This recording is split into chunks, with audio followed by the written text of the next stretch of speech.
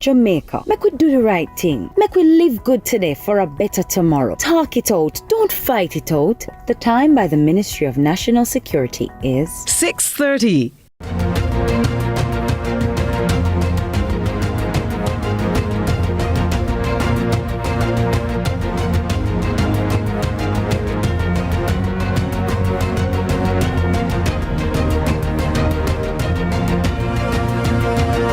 Good evening and welcome to Lead Story. It's Monday, September 15. I'm Giovanni Dennis. Now it's the Monday after the exciting weekend that was. And of course, how can we ignore the World Championships in Tokyo after those amazing performances by our athletes? And joining us here to discuss the performance of Jamaica's athletes so far, we have our head of sports here at CVM TV, Jordan Fortin. Joining us in a short time on Zoom, we'll have returning with us Shoshana McGowan, former athlete and a track and field analyst. Jordan, we did say on Friday that it has been 10 years, a decade to the time since Jamaica won a world championship gold medal since Usain Bolt.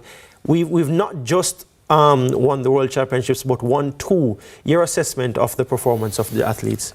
Fantastic. I think that a lot of people had it in their predictions. I had two medals in the 100 meters for men in my predictions. I'm not going to tell you what two medals I had. Certainly, you clearly never had 1 and 2 because otherwise you would have said it. No, that's not true. I actually expected 1, 2.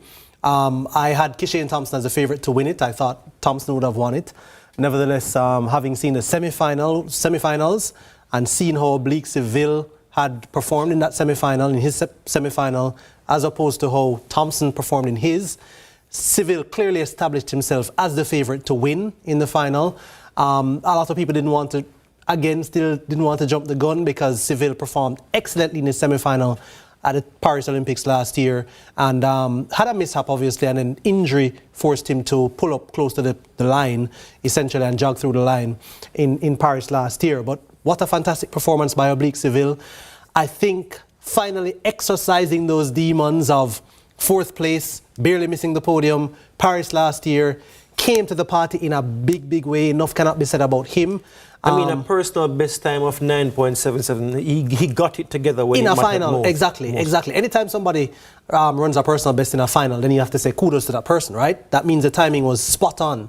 You did the best ever that you have ever produced in an actual final, and so that was what Seville produced. I think slight disappointment for Kishane Thompson. You heard from him afterwards if you saw the interviews and so on, and he underperformed based on where he was going into the championship. I mean, he has a world-leading time of 9.75 seconds. And he ran 9.82. So a little bit slower than he went into the championships with. The question, though, is what would have happened in those months leading up to the World Championships, in between the national trials. He did compete, sparingly, of course. But what happened in those months, and was he on that same trajectory? Because 9.75 at the end of June to 9.82 in September. Yeah. What happened in between? I mean, does it have to do with how his race came together in the end, though? Perhaps because he said it himself. He is injury-free, and so perhaps it doesn't have to do with his physical shape, but perhaps there may be a mental side to it. As Oblique Seville himself said in some of his post interviews that there's a physical side, the mental side. In fact, he shared a video online saying he's bigging up his mental coach as well. Would that have to be considered for Kishane? Well, absolutely. You have to, when you talk about sport at this level, the mental aspect of it is extremely important because generally speaking, the talent and the hard work kind of evens out once you get to the very top. You have quite a bit of talent across the board, almost similar, and then you have everybody working hard to get to the top of the pile. So mentally now is where you have to keep it together to really get yourself over the line. I think where Thompson will be disappointed in himself is that it just seemed like right in those last 30 meters is where he allowed Seville to essentially get to him and get by him, much like what happened at the Paris Olympics last year with Lyles. On the very outside, remember, it was a similar situation. He would not have been able to have seen Lyles because he wasn't directly beside him, just like how Seville wasn't directly beside him. And did that play a factor, perhaps? Because he was leading Lyles. He knew he was leading Lyles next to him.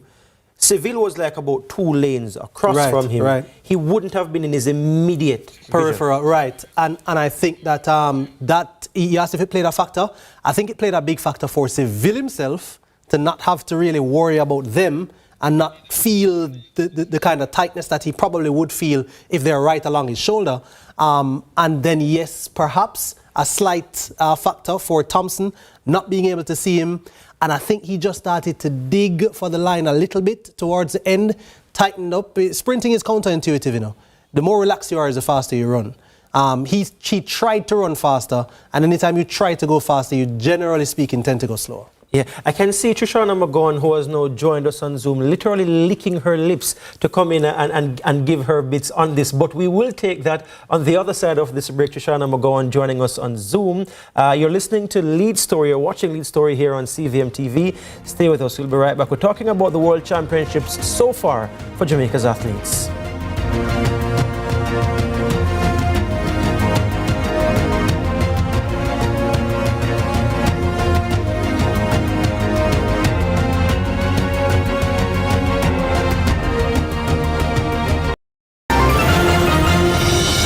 Welcome to JDIC set. All right. Roll the camera now. 5, 4, 3, 2. Hi, this is Deposit Insurance in a minute.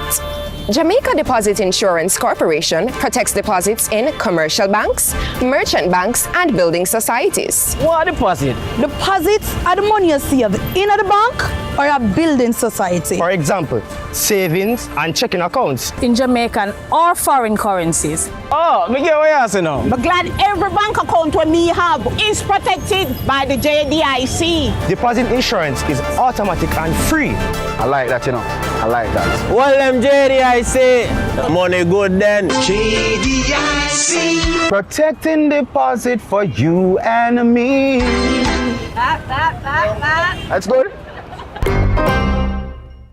At Hawkeye, we work hard to develop state-of-the-art security solutions like our new Total Connect smart home automation system that gives you 24/7 access to control your appliances, lights, cameras, and doors using your smartphone, tablet, or PC. As the most trusted electronic security company in Jamaica, Hawkeye has the fastest response times to get to you when you need us most. Trust Hawkeye's Total Connect. Hawkeye, securing what matters most.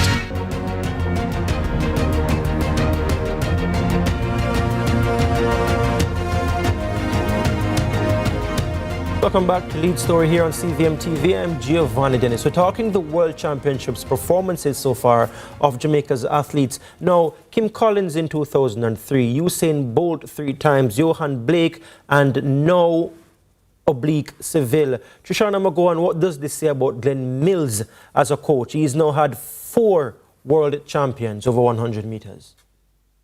I think, nothing can be taken away from how great Glenn Mills and Stephen Francis both are. What they have done for the sport of track and field for this small nation, thank you is just a small fraction of what we can say and ever repay them. Glenn Mills, I think, his career at 70 odd years old, I think he's about 73 or 74. And he has done it since time at Camperdown, and here he is still in modern day, 2025, having a world champion. That's just tremendous. He has a silver medalist in Toby Amuson in the women's sprint hurdles since she started training with him just a season now. So he's so great at his job. And I think I remember back then, when the falling out with former athletes and Glenn Mills, and Usain came out to his rescue. And Glenn Mills said, not a lot of athletes make it easy for you to work with them. They don't always want to do the work because you're working with a great coach. It's like you think it's just going to automatically happen. And I think Oblique, coming in, doing the work, finishing fourth in several championships twice. Finishing 8th last year at the Paris Olympic Games, and here he is crowned a champion, is a testament to both a coach and an athlete, just both wanting success and sticking to it and getting the job done. Staying with you, Trishana, so Tina Clayton now running a personal best in the finals of the women's 100 meters. We spoke about Melissa Jefferson Wooden being the favorite, but talk to me about Tina's performance here and what we saw as the changing of the guard.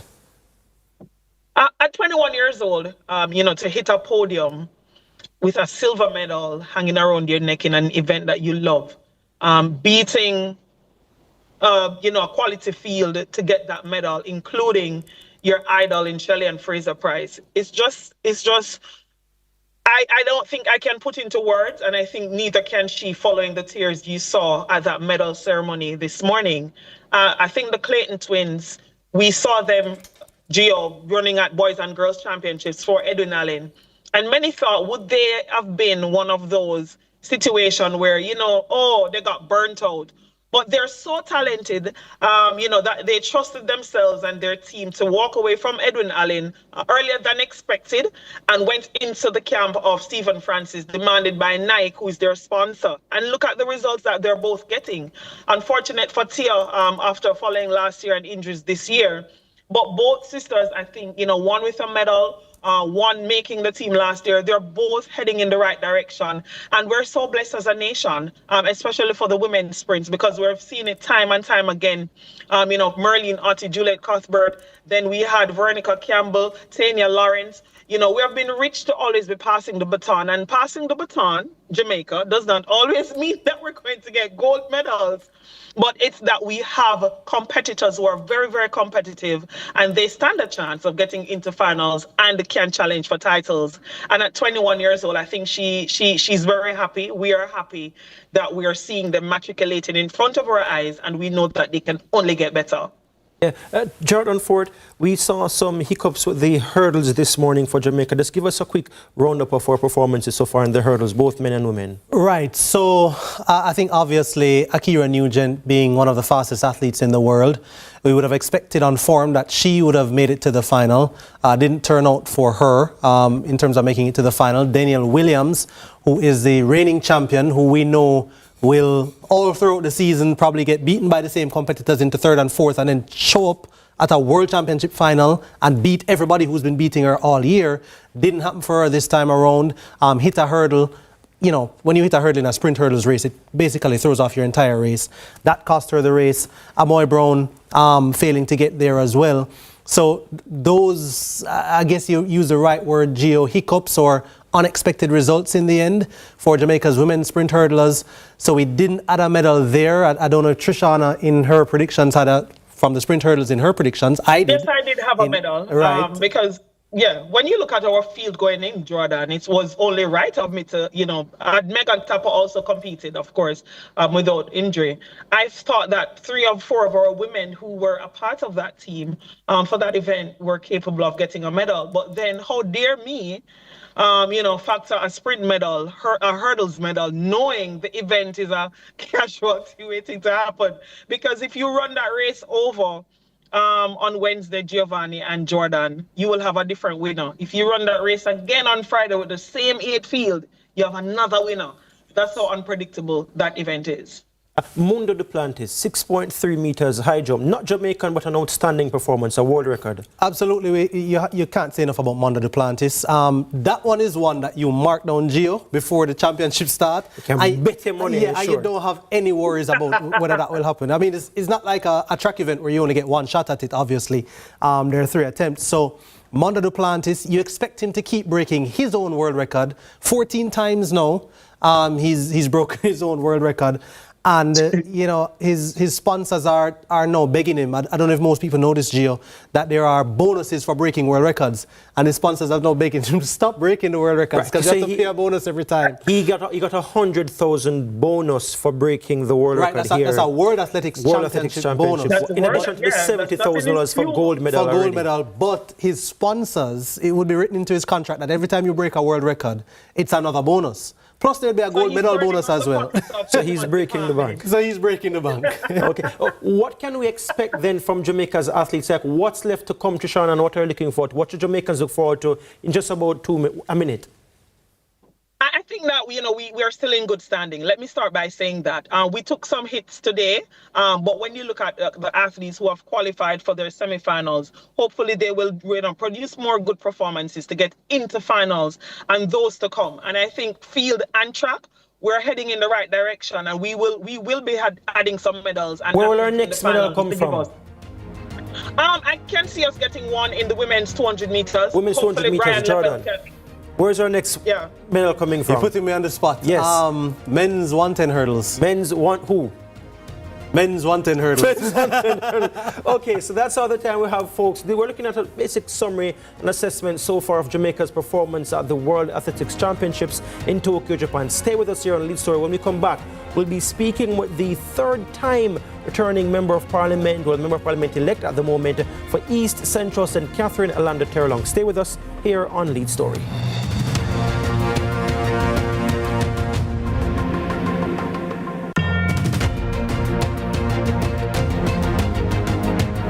Millions of people are attacked by harmful mouth bacteria.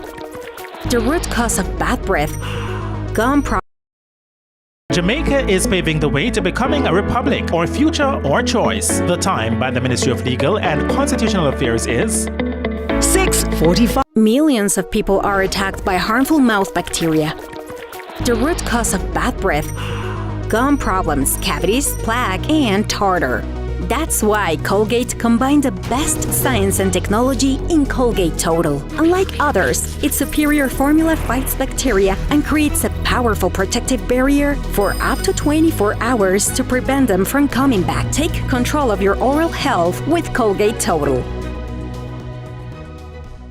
Quiet on the set.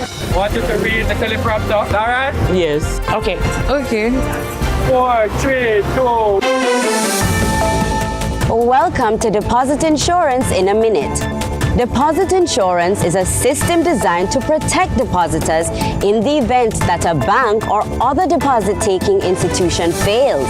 It is a key part of a country's financial safety net, ensuring that if something goes wrong, depositors don't lose all their hard-earned money. Big man thing, we never know say them thing exist. JDIC is the government entity that protects depositors by insuring their deposits up to 1.2 million. So even if a bank fails, you won't lose everything. A good something this one because me can't take no surprise with my money. You can't say that again. JDIC. Protecting your deposits. Securing your future. JDIC. Protecting deposits for you and me.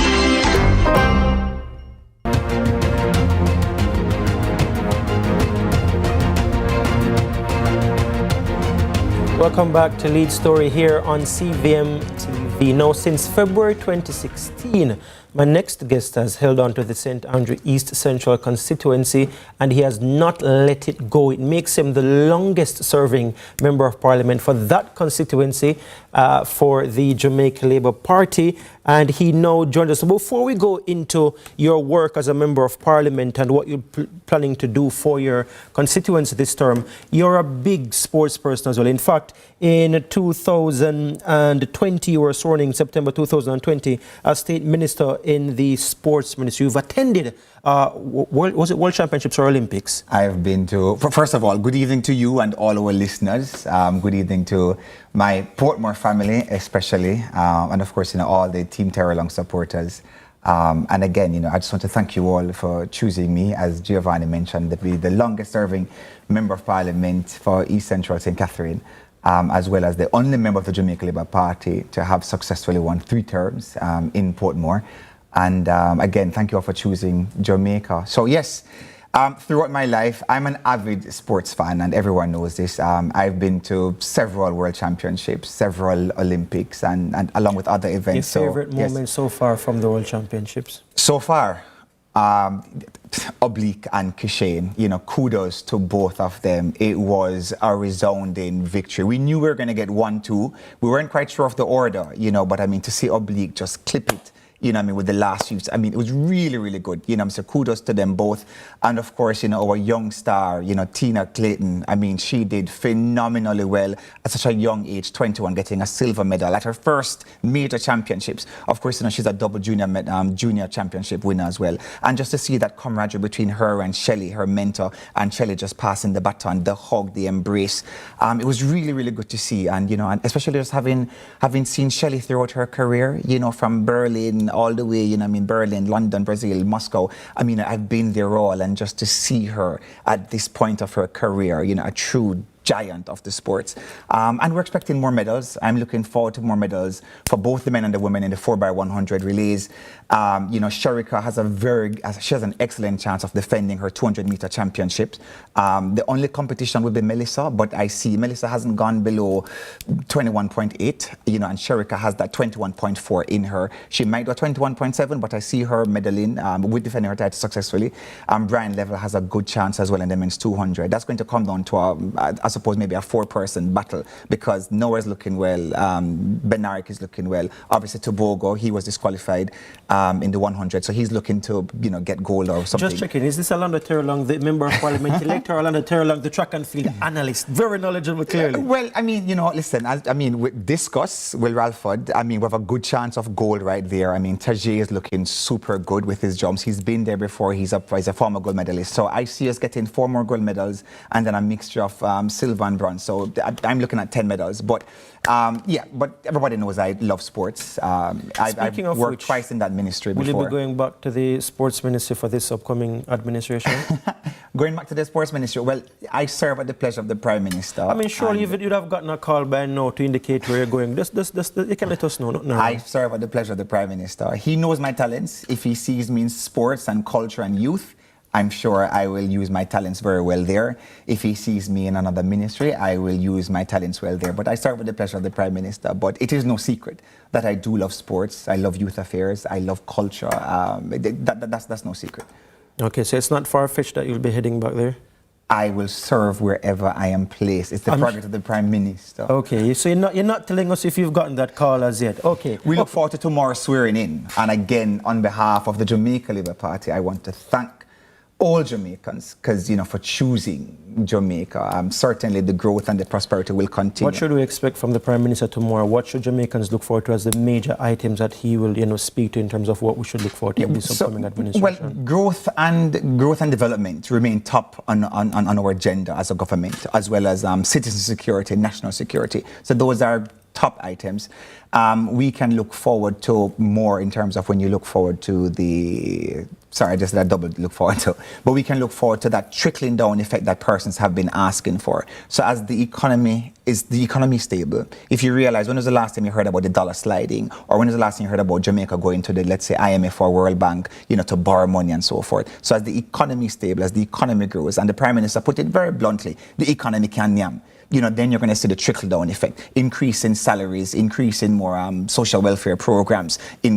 So we're looking forward to those big things happening as a government for the people of Jamaica. In terms of Portmore becoming a parish is back on the agenda. That's something you've been very big on, wanting Portmore to have its own autonomy. Yes, to completely separate Portmore from St. Catherine Parish Council in Spanish Town. That is something that the people of Portmore really deserve.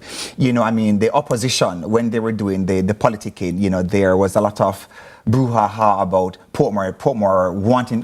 The Jamaica Labour Party wanting Portmore to become a parish to save Orlando Terrelong somehow, not recognizing that the work that Orlando Terrelong and my entire team of councillors, we have Councillor Dora Brown in the Gregor Park Division, Councillor Damara Lawson in the South Bar Division, which includes Newlands, and of course my Constituency Development Officer Marlon Gordon, who also represents the Portmore Pines Division. We've been doing great work and the work speaks for itself. So we defeated the People's National Party candidate again by close to 1,000 votes. So I think it is safe for us to now put the argument about gerrymandering aside and to move on with the business of developing Portmore for the people.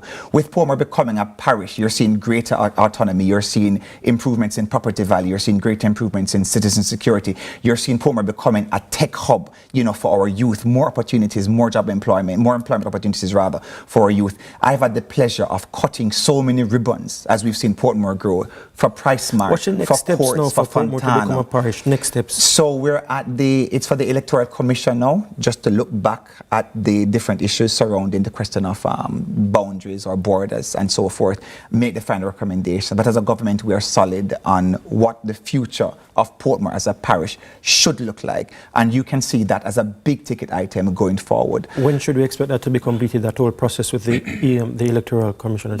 Well, we're following up with them at this point in time. We do not want to rush the process for anyone to say, well, this is being done for any political political gain. So not that the politics is behind us. Again, when you look at the politics... As I mentioned, politics being behind you, will there be any, like a fresh set of consultations to gauge the mood of the people? No, well, the consultations were done. I mean, this is something that has been happening for the last 5 years. You know, it started pre-COVID, during COVID, post-COVID. You know, we delayed it because of the local government election. Again, this whole idea of disenfranchising persons, and again, the question of gerrymandering, it was delayed for local government election 2024. Then came general election 2025, the same sort of nonsensical argument. At some point, if we are truly putting the people of Portmore first, then we must recognize that Portmore deserves parish status. When you look at the number of inhabitants of Portmore, it is larger than some 4 or 5 parishes in Jamaica already. And just the growth and development plan and strategy that we have in terms of making Portmore the sort of tech city, tech hub, it really underscores the need for Portmore to become a parish. I mean, speak to us a little bit more about that. You've been very vocal about wanting Portmore to become a technological and youth innovation hub as well. Like, what's the vision that you have, for, especially where youth innovation is concerned? All right, so for youth innovation, we see the establishment of a major tech hub, a major tech facility within Portmore.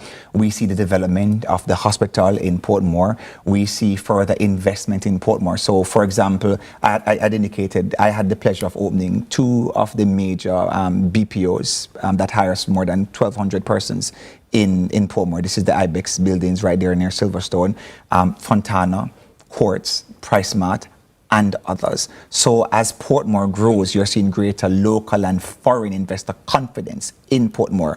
We're building out the highways as well. So we just completed the Grange Lane project. We're going to start... In 10 seconds, what's the big vision for Portmore? What's your ultimate vision for Portmore? Because you seem to have a very clear plan. The ultimate vision for Portmore is for Portmore to become the epicenter of all things Jamaica, where youth have the opportunity, or seniors have the opportunity, children have a great opportunity to learn and just to live free, and just for